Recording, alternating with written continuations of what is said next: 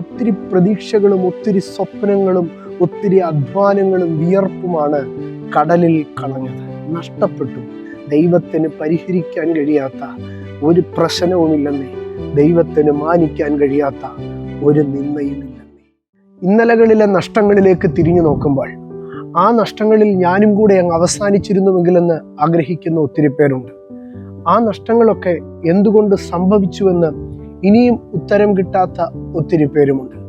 പക്ഷേ ജീവിതത്തിലെ ചില നഷ്ടങ്ങൾ നമ്മുടെ സർവൈവലിന് പോലും, നമ്മുടെ എക്സിസ്റ്റൻസിന് പോലും അത് ആവശ്യമായിരുന്നു. നമ്മൾ നിലനിൽക്കണമെങ്കിൽ ആ നഷ്ടങ്ങളിൽ കൂടിയേ സാധ്യതയുണ്ടാവുകയുള്ളൂ. എന്നാൽ ആ നഷ്ടങ്ങൾ ജീവിതത്തിൻ്റെ അവസാനമാണെന്ന് കരുതരുത്. ആ നഷ്ടങ്ങളോടുകൂടെ എല്ലാം അവസാനിച്ചുവെന്നും ചിന്തിക്കരുത്. അപ്പോസ്തല പ്രവൃത്തികളുടെ പുസ്തകം 27-ാം അധ്യായത്തിലേക്ക് വരുമ്പോൾ എല്ലാം കഷ്ടനഷ്ടങ്ങളുടെ ഒരു അധ്യായമാണ്. പ്രതികൂലമായ കൊടുങ്കാറ്റും മുക്കിക്കളയുന്ന തിരകളും അനുകൂലമല്ലാത്ത സാഹചര്യങ്ങളുമെല്ലാം. ആ 27-ാം അധ്യായത്തിലേക്ക് കടന്നു വരുമ്പോൾ അതിൻ്റെ 38-ാം വാക്യത്തിൽ ഒരു വലിയ നഷ്ടത്തിൻ്റെ കണക്കവിടെ പറയുന്നുണ്ട്.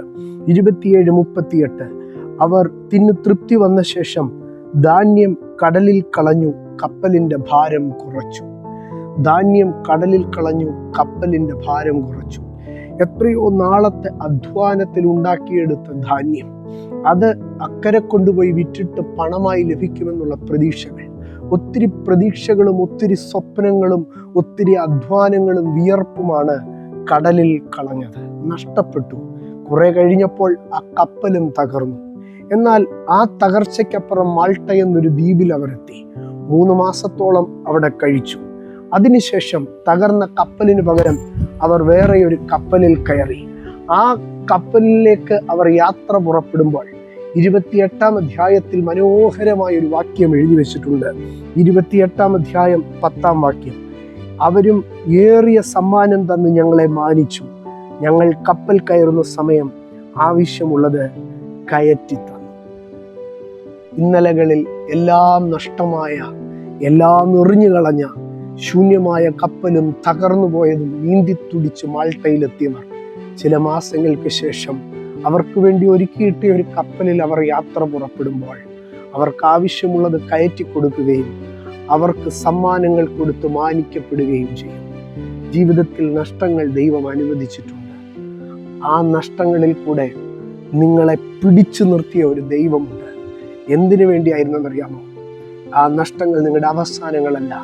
ഇന്നലകളിൽ എവിടെയൊക്കെ ഒഴിഞ്ഞു പോയോ, എവിടെയൊക്കെ ശൂന്യമായോ അതിനപ്പുറം നിറയ്ക്കുവാൻ, മാനിക്കുവാൻ, ആവശ്യമുള്ളതൊക്കെയും കയറ്റിത്തരുവാൻ തക്കവണ്ണം ഒരുക്കുന്ന ഒരു ദൈവം നമുക്കുണ്ട്.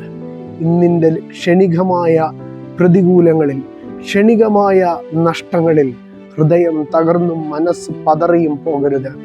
ദൈവത്തിന് കോമ്പൻസേറ്റ് ചെയ്യാൻ കഴിയാത്ത, ദൈവത്തിന് പരിഹരിക്കാൻ കഴിയാത്ത ഒരു പ്രശ്നവുമില്ലെന്നേ, ദൈവത്തിന് മാനിക്കാൻ കഴിയാത്ത ഒരു നിന്ദയുമില്ലെന്നേ. ധൈര്യത്തോടെ ക്രിസ്തീയ ജീവിതം ചെയ്യും.